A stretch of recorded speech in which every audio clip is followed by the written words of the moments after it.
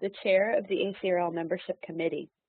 Today's 1-hour session is intended to answer any questions you might have about annual and to help you get the most out of your experience by giving you tips for planning out your trip.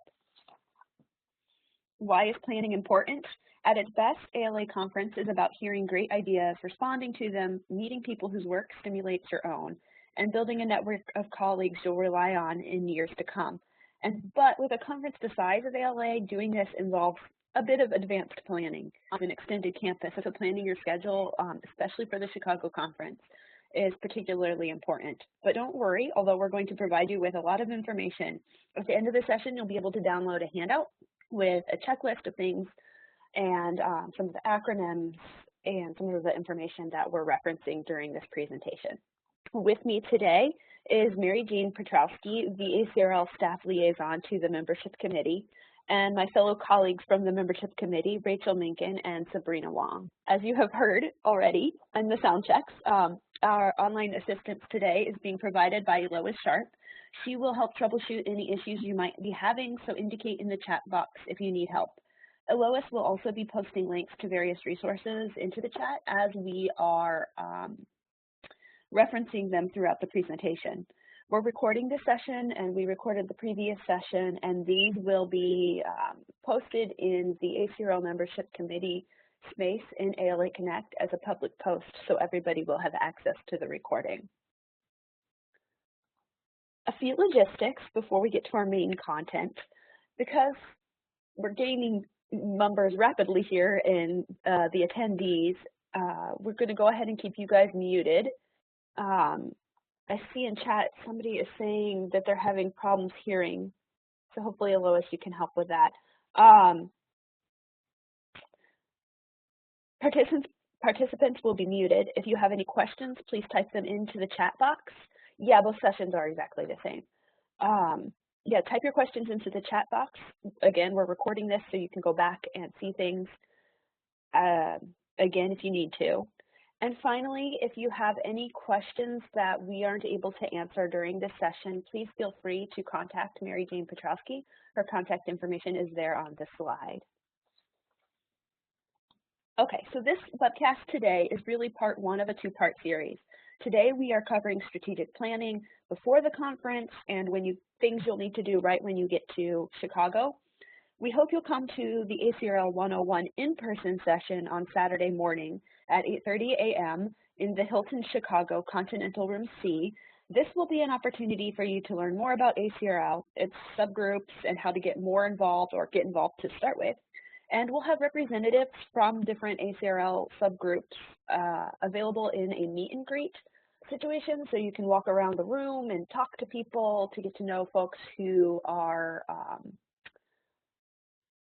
leaders in organizations that you might want to be more involved with. The ACRL membership committee is also running the Conference Buddy program, and Lois has put the link in the chat box.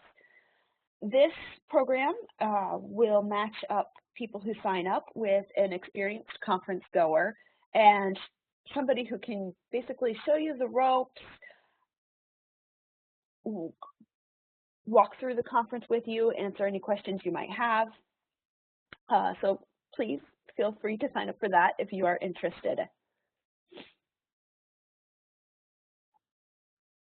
Okay, with that said, here's a quick overview of what we're covering today. We're going to start with travel tips for getting to and around in Chicago. Then we'll break down the conference and the different types of sessions that are available and work through the logistics of finding, discovering sessions. We'll move into tips for navigating meetings and the exhibit hall. And then finally, you'll get a chance to answer any questions that you might have. But first, I would like to turn it over to Mary Jane Petrowski, who will cover all things Chicago.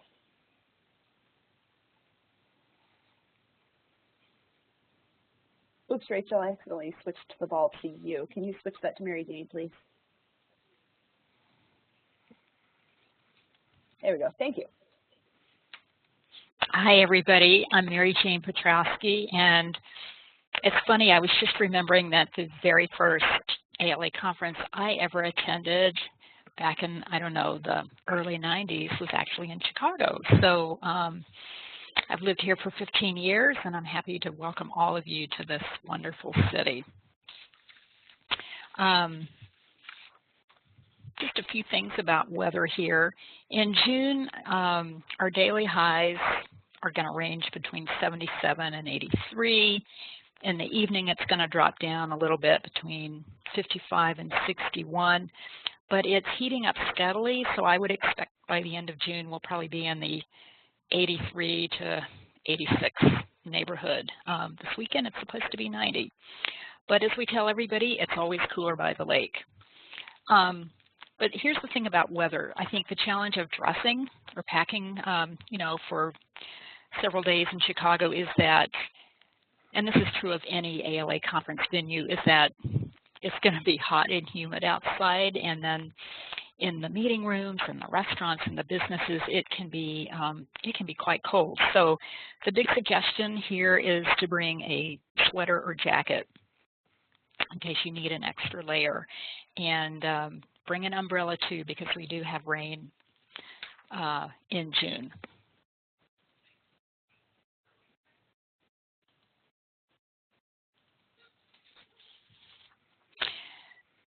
So honestly, the first thing I do is to plan my outfits for each day, keeping the weather forecast in mind. And I do try to mix and match simply to cut down on the number of things I need to bring. If your schedule's really packed, I would recommend maybe just making a list of what you're going to wear each day, so it's one less thing you have to think about when you're getting up early. And although it's never happened to me, several of my colleagues have had their luggage lost when they travel. So in light of that, I always wear kind of a good outfit on the plane in case my luggage is lost and I need to wear an outfit for a day or two. But I think the real question that we get around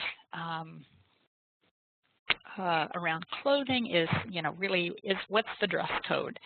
For the most part, the ALA annual conference is business casual, but I did see a recent article, and you might have seen this in the Chronicle of Higher Education, that encouraged conference attendees to, quote unquote, dress aspirationally.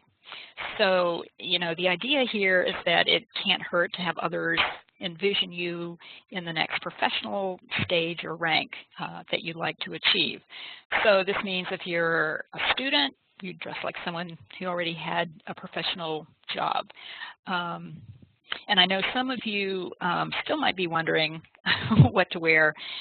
And if you're not sure, just err on the side of being more rather than less dressed up, just like you might for a job interview. But with your clothing in mind, let me just flag this opportunity for you.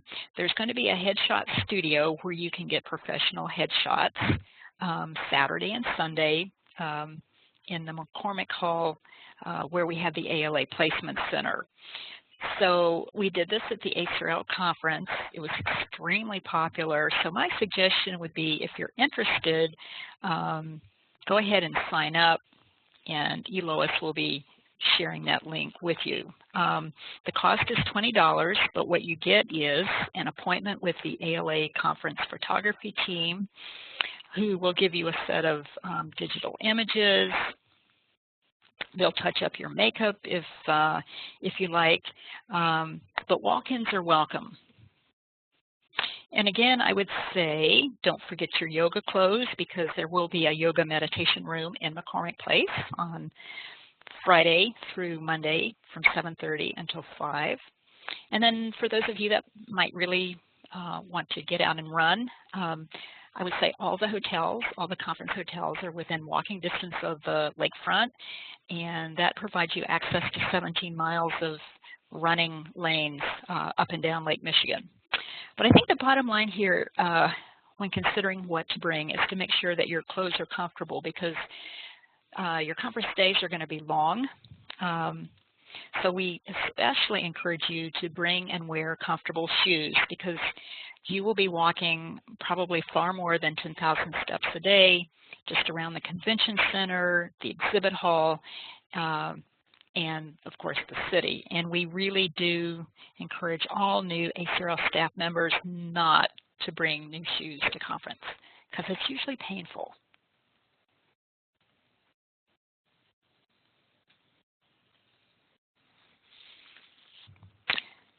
So here's our list of top 5 things not to forget to bring.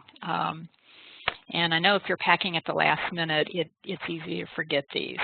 Don't forget your business cards because you'll want to hand them out, to people that you meet.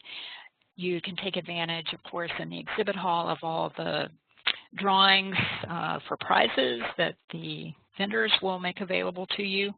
If you forget your business cards, you can always say that you follow people on Twitter or LinkedIn and then immediately follow someone, to show that you're interested.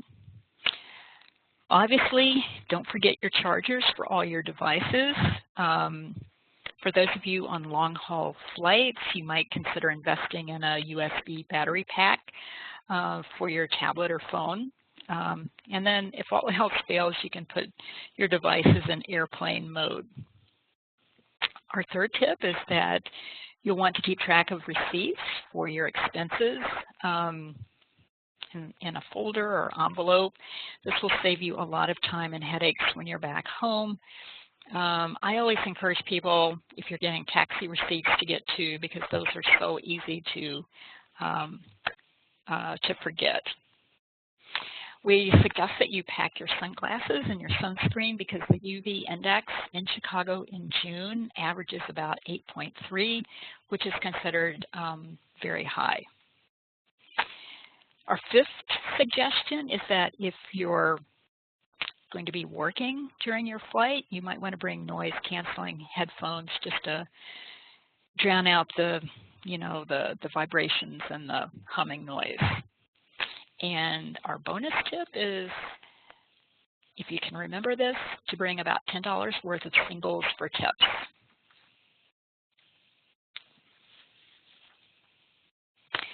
So I'm a big fan of Chicago's public transportation system. So there are buses and trains that can get you anywhere in the greater Chicago area.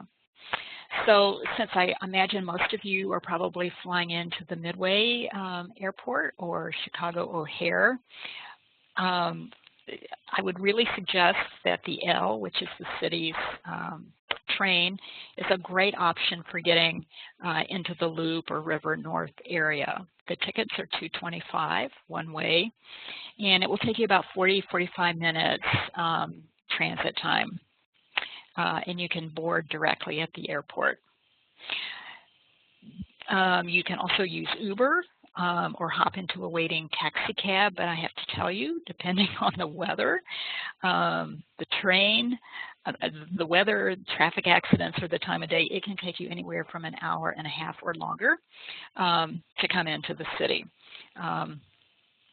So each terminal, especially at O'Hare, has a special shared ride pickup area. So you'll want to check to make sure you know where that is before you, call your ride.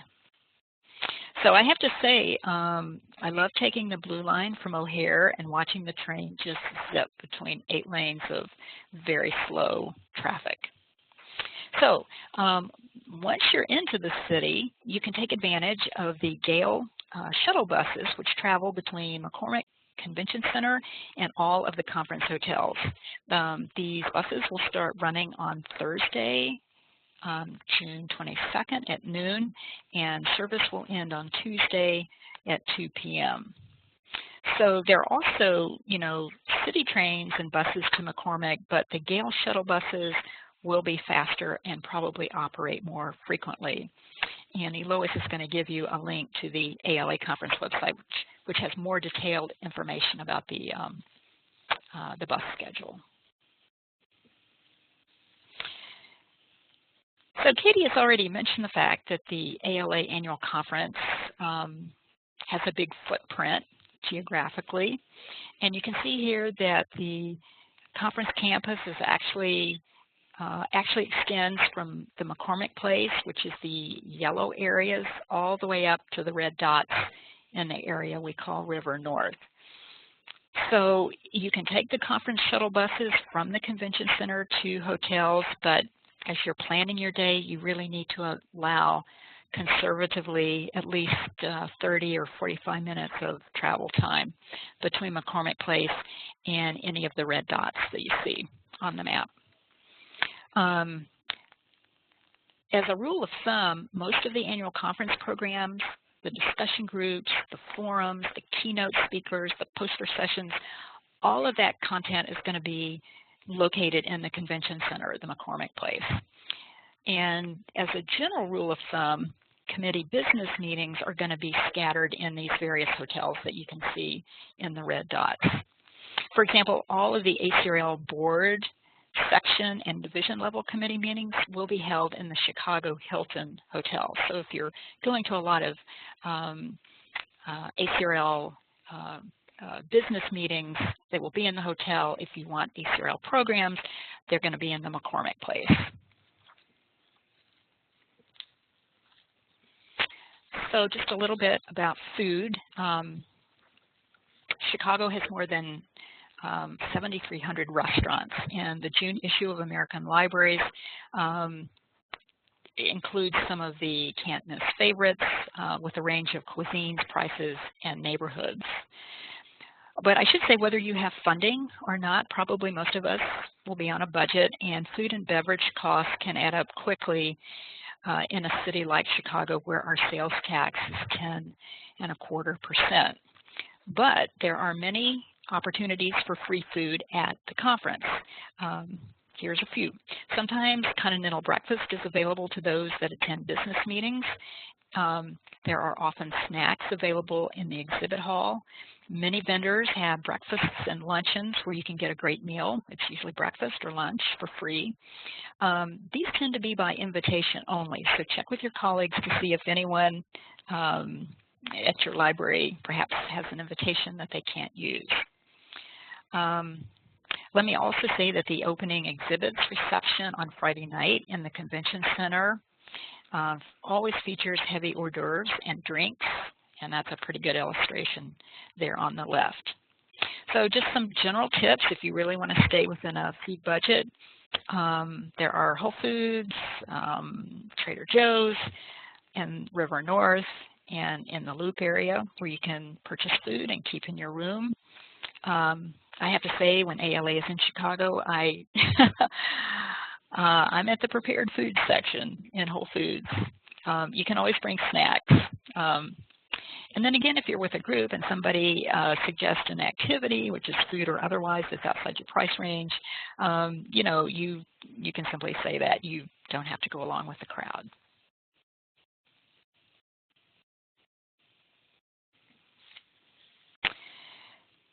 So your schedule might still be in flux, and if it is, I'd suggest planning at least one day of your visit for sightseeing, because you might be hard-pressed to find time to visit Chicago again when it's this warm and beautiful. Elois is going to give you the link to the Chicago Visitor Center. They've got a great website to help you plan your downtime. And the ACRL Arts section always puts together a great interactive map of cultural opportunities. And Elois will give you the link, and it should be published in the next week or two. Plug for the Chicago Architecture Foundation. Their office is just south of the Art Institute on Michigan Avenue. This is so great. They offer more than 300 walking tours of the Chicago area. Some are an hour, some are a bit longer, but they're very reasonably priced and just a fun way to see a special bit of the city, even if you don't have a lot of time. Some other quick suggestions would be just to take a walk around Millennium Park, drop into the Art Institute, and you can register to win $10 tickets to see Hamilton. I just found out about this digital lottery yesterday. Basically, the deal is you can register for one of 44 tickets to be given away for the matinee and or evening performance that same day, and you have an hour to claim your tickets. So I just put that out there if that's something you'd like to take a chance on.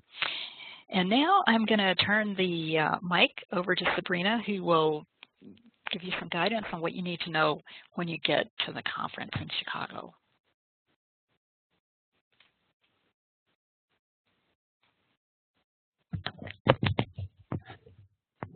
Thanks, Mary Jane.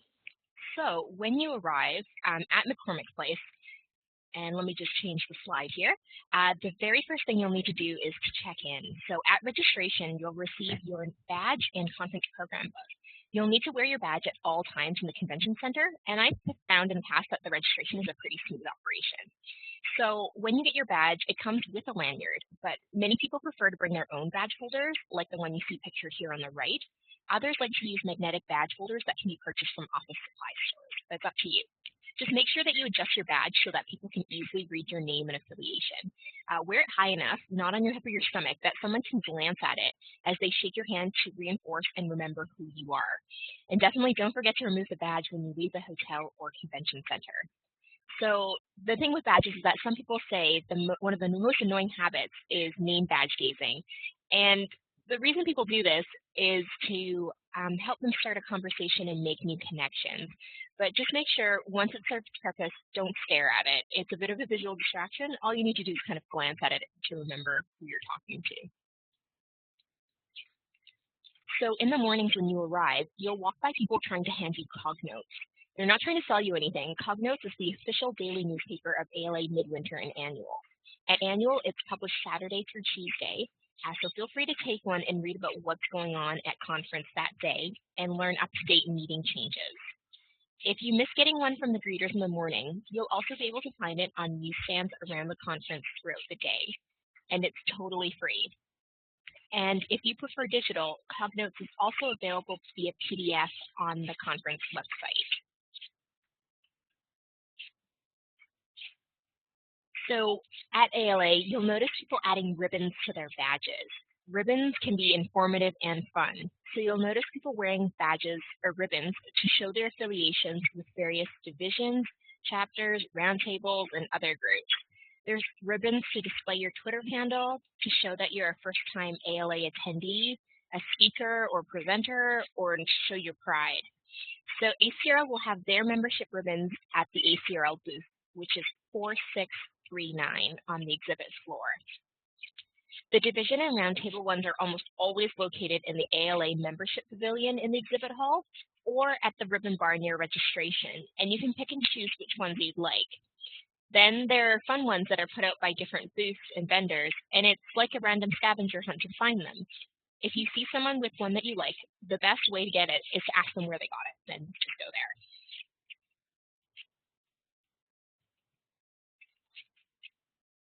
So there are some things to consider.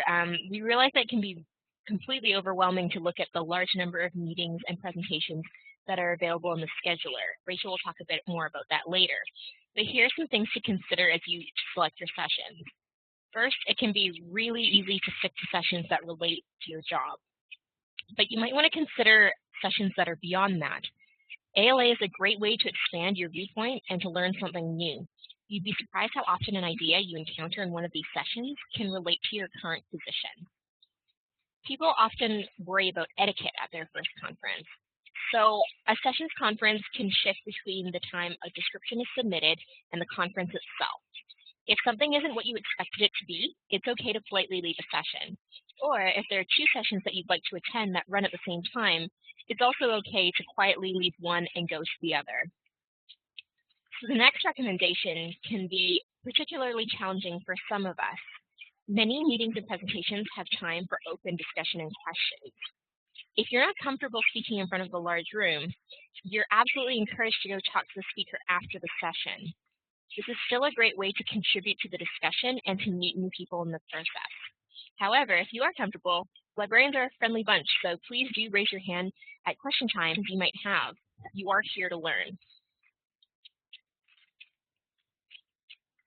And as Mary Jane mentioned earlier, there is a yoga and meditation room. So it's room W472, McCormick Place. And if you're feeling overwhelmed, don't forget that self-care is a very important part of attending conferences. If you prefer to spend this time alone, you can find a quiet corner to sit, go back to your hotel room for a nap, or go to the museum for a few hours. And so now we'll move into the different types of sessions that are available here. So there's a wide variety of session types at annual conference. Your registration gets you access to a few of these things here. So committee meetings, many committees meet to wrap up their work for the year at LAInnual. There's also presentations that happen in the different subject-based sections of ACRL, but they can also be hosted by groups within the larger ALA organization. Poster sessions happen throughout the conference on the exhibit hall floor. They're very easy to drop in and view if you have a few free moments. Be sure to attend during scheduled poster times if you'd like to ask questions of the poster's creator. ACRL also has several discussion and interest groups that do not have formal presentations, but rather host open discussions on a particular topic of relevance. These ones are formal presentations, generally with a larger audience. And definitely don't forget the featured speakers series that is hosted at the exhibit hall. These are the big name presenters, and even though the room is large, it can sometimes fill up very quickly. I noticed yesterday, Mary Jane mentioned that if you plan to see Hillary Clinton, you'll need to come a bit early since the Secret Service will close the door 10 minutes before she starts speaking, and I anticipate that she's going to draw quite a large crowd. So the final two things listed are not to view. These are ticketed social events and vendor events, as well as a pre-conference. So these generally require the purchase of a separate ticket, and for ticketed events, you can contact the group hosting the event for more information about how to do this. Pre-conferences happen before the main conference, and this year are about an absolute variety of topics. You can register for pre-conferences in the same place you register for the main conference. So now I'm going to hand things over to Rachel to talk about how to find and plan these sessions using the conference scheduler. Thank you, Sabrina. Let me go ahead and advance the slide just a little bit. Great. So the scheduler here is to help you make the most of this conference as well. The scheduler is the first link in the navigation bar of the conference website. And Lois, thank you, she has that up there. You don't need to sign in to browse all the available sessions, but if you want to create a customized schedule log, you can do that with the login for your ALA login and password. I'm going to advance this slide just a little bit so you can see where I'm going. The first question that you're asked after logging in is about your networking preferences. If you'd like others to see what sessions you plan to attend, or if you want them to see your contact information, you can choose yes in that drop-down menu. Now, there are benefits to making your attendance public, especially for networking, but this is your choice. You don't need to if you don't want to. Now, if your profile is not complete, that is the next screen that's going to come up. And it's going to ask you for your name, contact information, and a picture. But again, this is your choice how much information you would like to share on this page, or none at all. Now, once you've completed all of the profiling and everything else, you're ready to start browsing. There is a full schedule button in black at the bottom of your screen. You're going to click on that. Now, once you get to the screen, you start to see everything. You have so many options for browsing and narrowing. If you're interested in a particular subject, like digital libraries, or if you're interested in a particular type of library, like a law library, maybe it's a meeting time that fits in a slot to go open, or a subgroup, you have all of those drop-downs that you can use. Now, ALA and ACRL use many acronyms and initials in their group names. But we're going to have an outline of those ACRL groups on the handout that you're going to get at the end of this session. Now, if you know of a particular group that's hosting a meeting or a presentation, you can also use the search box on the upper right-hand side of your screen. Once in a while, you're going to come across a session that's marked as closed. And in that particular case, it means it's only open to those specific group of members, like maybe award juries, nominating committees, something that requires some private deliberation. However, everything else is open. So if you don't see the word closed and it looks even a little bit enticing to you, please do go, especially if you think you might want to be more involved with that group.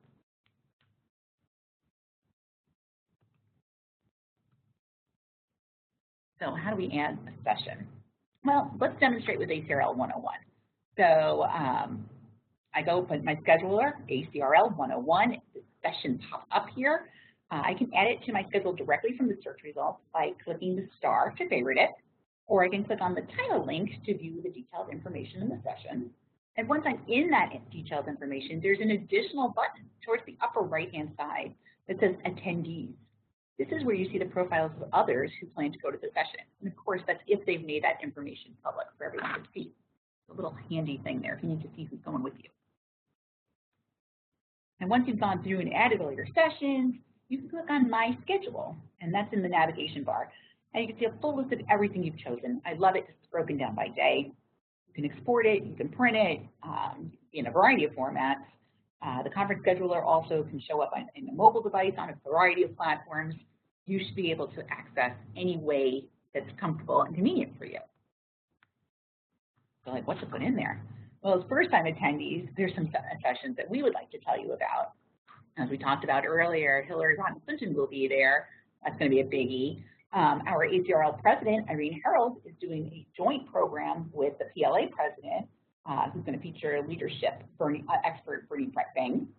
I'm excited about seeing Reshma Sajani, who's founder and CEO of Girls Who Code. And if you want more information about our featured speakers, there's more information on the ALA Annual Conference website and also in this month's American Libraries magazine. So plenty of places where you can look these folks up. All right, so another important thing that you need to know about is the exhibit hall section. The exhibit hall is large. It has a lot of substages. There's a lot of presentation areas, and you can search for programs happening in just those areas if you'd like. For example, we have the Chapter 1 stage, which is new this year. It's going to have some international books, some audiobooks, poetry blast. We've got the Book Buzz Theater. That's got some information from publishers on some new titles coming out. We have What's Cooking at ALA, which has some cooking demos. That's always fun. The Pop Top stage has some discussions and presentations on popular topics in libraries. We have, of course, the graphic novel and gaming stage that has some author and game creator presentations. And I would be remiss if I didn't tell you also that this is where you're going to find the Zine Pavilion and also the ALA poster sessions. And we're going to talk a little bit more about that in just a moment. All right, so yeah, that exhibit hall. What you're looking at right now is not specific to the Chicago, but this is what the exhibit halls look like for ALA and for other large conferences. You'll see, if you look at it, that there is exhibits and there's posters towards the back, and they're all sort of in there, and there's a ton of people, and oh my goodness, it's very overwhelming sometimes. So this is where I want to stop and just tell you that there are some ways that you can manage this space. And one of those ways is by putting yourself in the right frame of mind. Go with a buddy. Take somebody with you who's done this before. That alone may be enough to make this not as overwhelming. And even if you go with someone who's never done it, at least the two of you are together. It makes it a little less overwhelming. One of the things we want to encourage you to do is to cruise the exhibits. We want you to go see them, and they want to be seen. It's a great way to scan for new products that might be helpful to you in your work. And it also allows them to ask you what you want. They want to learn from you. So there's some morning and afternoon refreshment breaks down there. We should probably still bring some water just in case it's get a little dehydrated. As Mary Jane spoke about earlier, there's an opening night reception on Friday that's going to have some heavy hors d'oeuvres. And of course, ACRL will have a booth down there as well. We would love for you to come and stop by and say hello. Again, these services, they want to meet you, they want to talk to you, they want to help you in your library, and they want to learn from you. They're going to offer you freebies, they're going to offer some raffles for some really cool stuff. I got a Fitbit one year. And while you're there, you can schedule it into your day, or you could just drop in. There's not a point where you have to go. You don't have to see everything at once, and you can stagger the times that you're there. Visit a group of booths at a time. Don't try to do the whole thing. And to make it a little bit easier, there's a list of exhibitors that are included in our scheduler. Ooh, and Mary Jane has put up something great to know. You can enter to win free registration to our 2019 ACRL conference, which is going to be in Cleveland, by stopping by our booth. So that booth is 4639. So much information, so great. All right, so scheduling.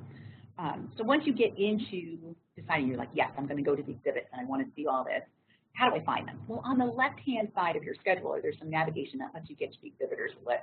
There's a particular vendor that you want to see. You can favorite it. Just click on their name, get that free subscription. Now, again, as I said earlier, we're gaining information from them, but they also probably want to talk to you. Run your tough questions. Ask them why their product doesn't work exactly like the way you want it. They need to hear that so they can think about how they want to alter their products in the future. It's helpful for them, and it's going to be helpful for you.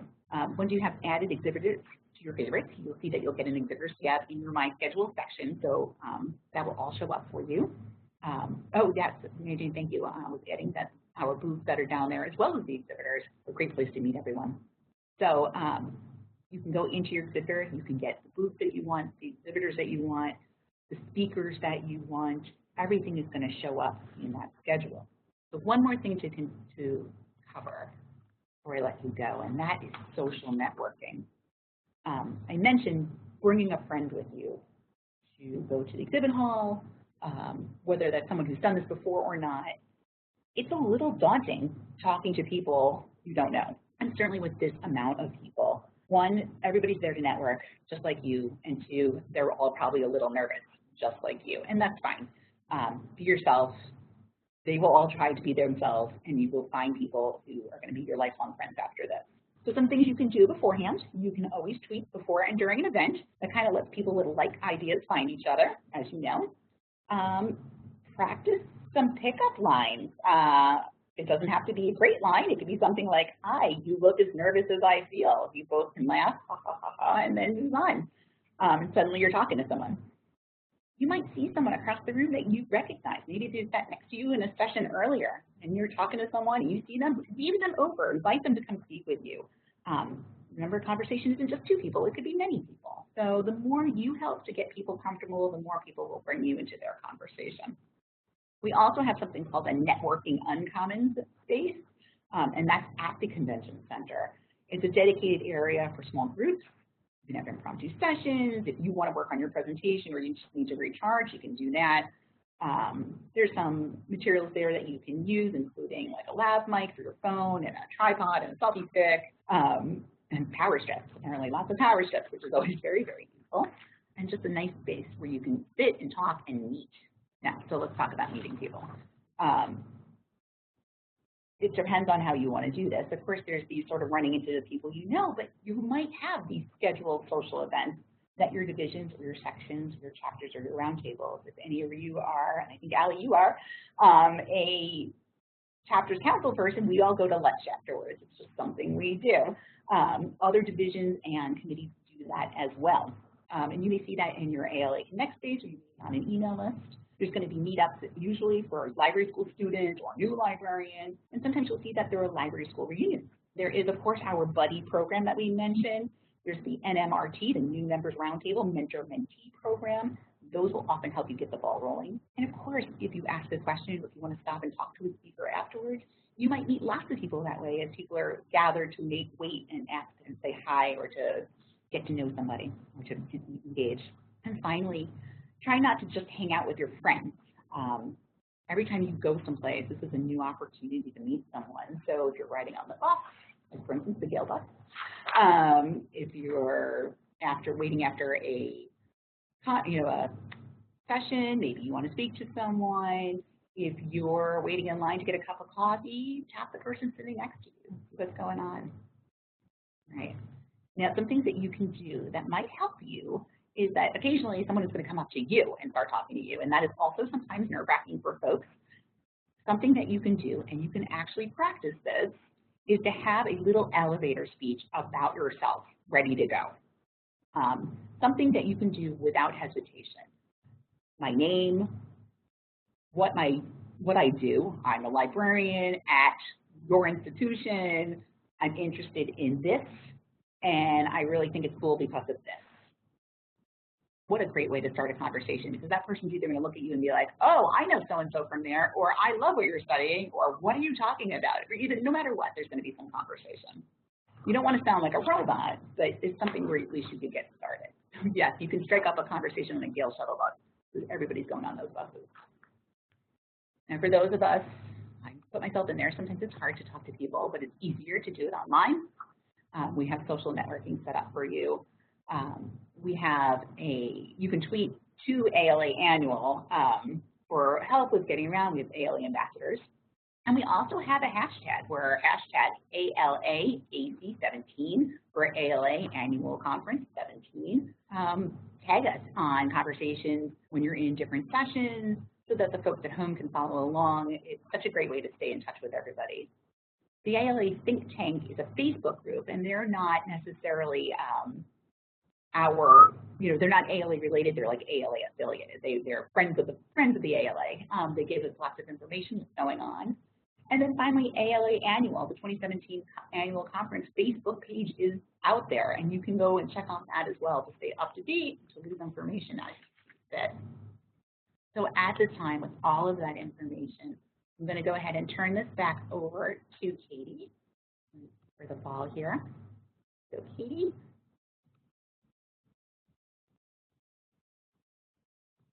Okay, so we've reached the point in our presentation where you get to download the handout.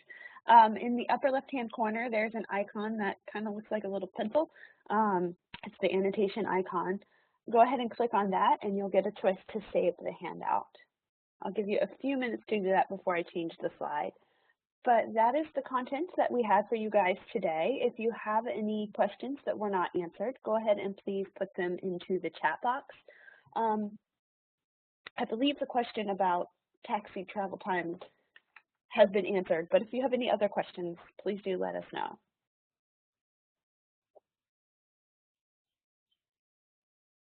There's usually Wi-Fi there will be Wi-Fi in the convention center.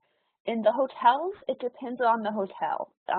In my experience, often the hotel lobbies have free Wi-Fi, but if you are in a meeting room and you're away from the lobby, then there isn't internet. So it's a complete gamble. Water bottle refill stations, again, in the convention centers usually have them, if not the proper water bottle refilling station, it will have drinking fountains, but in the hotels, it depends upon the hotel. So there's usually a water fountain somewhere. I always have a water bottle with me at conference. It's a very good thing to bring. Other questions? Oh, definitely bring a bag if you are planning on taking the giveaways in the exhibit hall. Just remember to time it, because often you end up picking up quite a lot and then your backpack is heavy and you're carrying it for the rest of the day if you go at the beginning of the day. There is a mail room on the exhibit hall floor, so you can pick up things and ship them. Yes, and vendors do give away tote bags too. I would advise picking up things strategically though, because Chicago is so big, you will be carrying things. I totally agree on that. Be strategic. And the tote bags vary in quality, so grab a nice sturdy one. Yes, I second that too. Oh, and just with giveaways in the exhibit hall, most of the publishers are giving away books. The ones that are down on the floor are usually the free giveaways. Those are the advanced reader's copies that you can take for free. If it's up on a shelf, it's probably for sale, but you can definitely ask. They have representatives in the booth that will let you know what's for sale and what you're able to take.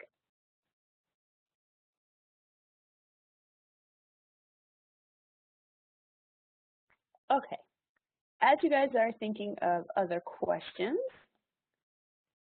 let's jump to, before you sign out, please do fill out the evaluation that Alois has linked in the chat. And if you have other questions, please type them into the chat box.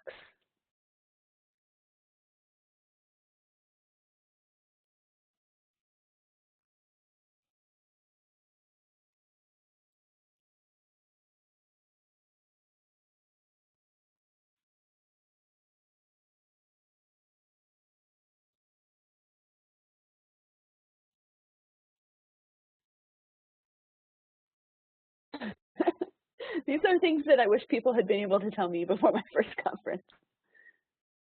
So I'm glad it was helpful.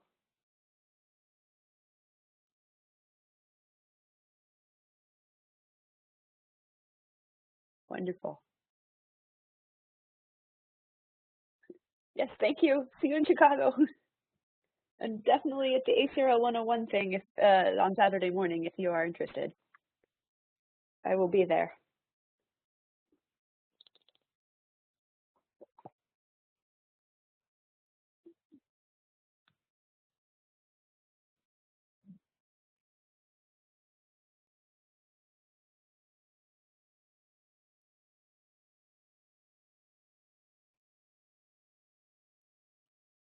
Are there questions? It doesn't seem like there are any. If you do see us at ACRL 101 session, please come introduce yourself. That's a great way to meet somebody. You already kind of know us now. Totally true.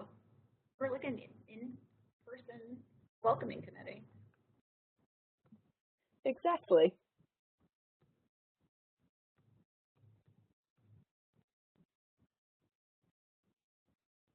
Okay, I think we are wrapping up here. So